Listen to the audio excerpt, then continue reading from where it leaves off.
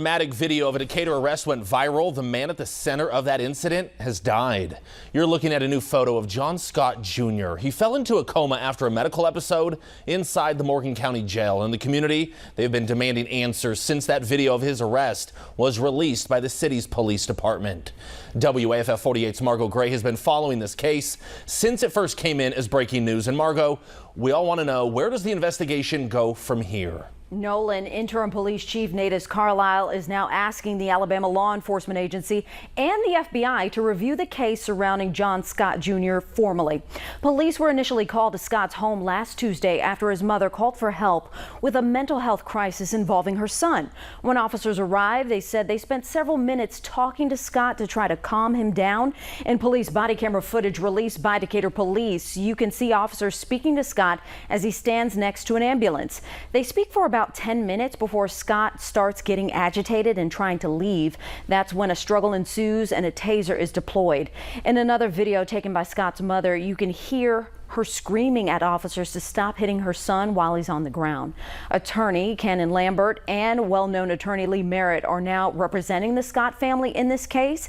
Lambert says they're now planning to arrive in Decatur tomorrow. We just want to know what happened and why.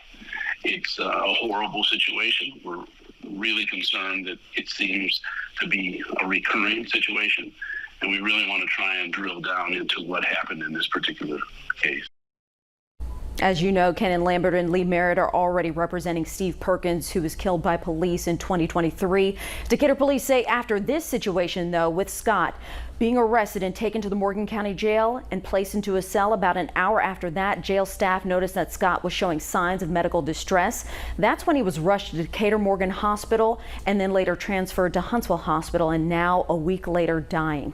Interim Police Chief Natus Carlisle released this statement following the news, and it reads in part, "There are multiple factors surrounding Mr. Scott's death that may not be immediately apparent, and we believe it is in the best interest of the public and all parties involved to wait for the official determination of cause of death," end quote. Carlisle says he will remain completely transparent with ALEA and the FBI investigation looking into Scott's arrest, medical condition, and his death. By the way, a community prayer will be held in Scott's memory. It's happening at a church at Stone River this Wednesday, starting at 6 p.m.